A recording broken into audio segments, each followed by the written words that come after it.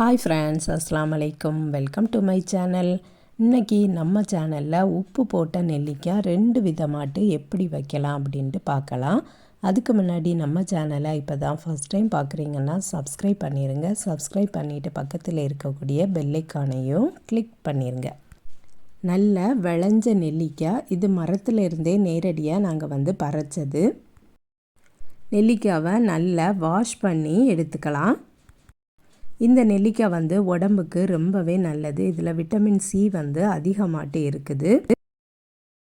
2 நெல்லிக்காய் சாப்பிட்றது உடம்புக்கு ரொம்ப நல்லது. அதுலேயும் பச்சையாக சாப்பிட்டா ரொம்பவே நல்லது தான். ஆனால் பச்சையாட்டு எல்லாருக்கும் அதிகமாட்டு சாப்பிட முடியாது. 1க்கு மேலே 2க்கு மேலே சாப்பிட முடியாது. அதனால தான் நம்ம ஊறுகாவாக போட்டு இல்லைன்னா உப்பில் போட்டு அப்படிலாம் சாப்பிட்டுட்டு இருக்கோம்.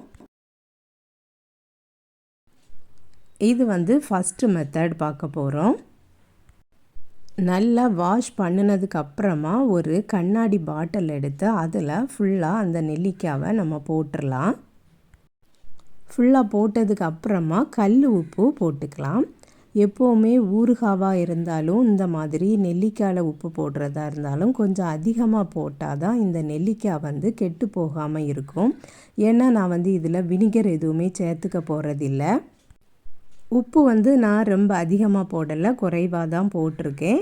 உங்களுக்கு தேவைன்னா கொஞ்சம் அதிகமாக போட்டுக்கிடுங்க. ஏன்னா எங்கள் வீட்டில் சீக்கிரமாகவே இந்த நெல்லிக்காய் தீர்ந்து போயிடும். அதனால் நிறைய நாள் வைக்க போகிறதில்ல. அதனால் உப்பை குறைவாக போட்டிருக்கேன். 4 பச்சை மிளகு எடுத்து இந்த மாதிரி கீறி அதுக்குள்ளேயே போட்டுடலாம். நல்ல உப்பும் ஊறி இந்த பச்சை மிளகும் சேர்த்து பச்சை மிளகோட ஃப்ளேவரும் சேர்த்து இந்த நெல்லிக்காவை சாப்பிடும்போது ரொம்ப டேஸ்ட்டாக இருக்கும். இதுக்கு கூட பழைய கஞ்சி வச்சு சாப்பிட்டோம்னா ரொம்ப நல்லாயிருக்கும். இப்போ ரோட்டோரங்களில் கூட இந்த மாதிரி நெல்லிக்காய் அதிகமாட்டு வச்சுருக்காங்க. அந்த நெல்லிக்காவை பார்த்தாலே நமக்கு ஆசை வந்துடும், உடனே வாங்கி சாப்பிடணும் அப்படின்ட்டு தான் தோணும். பெரிய பெரிய நெல்லிக்காவாக போட்டு வச்சுருப்பாங்க. எல்லாம் போட்டதுக்கு அப்புறமா நார்மலான பச்சை தண்ணீர் ஊற்றிடலாம்.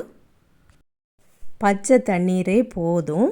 இந்த பச்சை தண்ணீரில் உப்பும் சேர்ந்துருக்கிறதுனால நெல்லிக்காய் ஒரு 10 நாள் ஆகும் அந்த உப்பு ஊறி வர்றதுக்கு.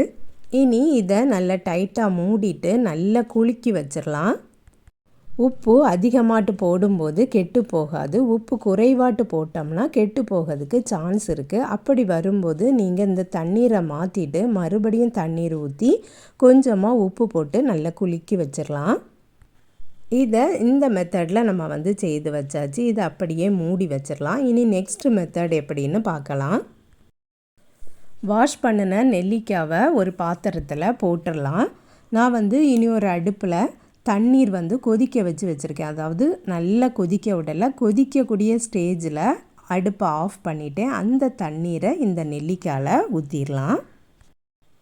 ஊற்றிட்டு ஒரு 10 நிமிஷம் போல் அப்படியே மூடி வச்சிடலாம். அந்த தண்ணீர்லேயே, அந்த கொதிக்க வச்ச தண்ணீர்லேயே அந்த நெல்லிக்காய் லைட்டாக குக் ஆயிரும். ரொம்ப குக் ஆகாது, லைட்டாக குக் ஆயிரும். இதை நம்ம கடித்து சாப்பிட்றதுக்கு நல்ல கருகருன்னு தான் இருக்கும். ஆறுனதும் இதையும் கண்ணாடி பாட்டிலில் போட்டுடலாம். அந்த பாத்திரத்தில் இருந்த தண்ணீரோடி தான் நம்ம போட போகிறோம். இதில் எக்ஸ்ட்ரா எந்த தண்ணீருமே ஊற்ற போகிறதில்ல. இதுலேயும் வினிகர் சேர்க்க போகிறதில்ல. பச்சை மிளகாவை கீறி போட்டுடலாம். நெல்லிக்காய் எடுத்திருக்க அளவை பொறுத்து கல் உப்பு போட்டுடலாம். பாட்டிலை நல்லா டைட்டாக மூடிட்டு குலுக்கி வச்சிடலாம். நெல்லிக்காய் சீக்கிரமாகவே தீர்ந்து போயிடும். அதனால நம்ம இதில் வினிகரெல்லாம் ஊற்றி வைக்க வேண்டிய அவசியம் இல்லை. 2 டைப்பாட்டு நம்ம இன்றைக்கி நெல்லிக்காய் போட்டு வச்சாச்சு.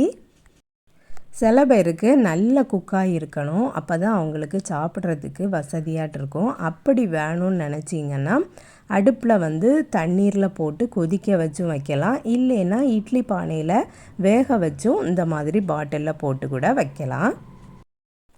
உப்பு போட்ட நெல்லிக்காய் 2 டைப்பு நம்ம இன்றைக்கி பார்த்துருக்கோம். அவ்வளோதான். இதோட இந்த வீடியோவை முடிச்சுக்கிறேன். நெக்ஸ்ட் வீடியோவில் சந்திக்கிறேன். என்னோடய வீடியோ பிடிச்சிருந்தனா லைக் பண்ணுங்கள், ஷேர் பண்ணுங்கள், சப்ஸ்கிரைப் பண்ணுங்கள்.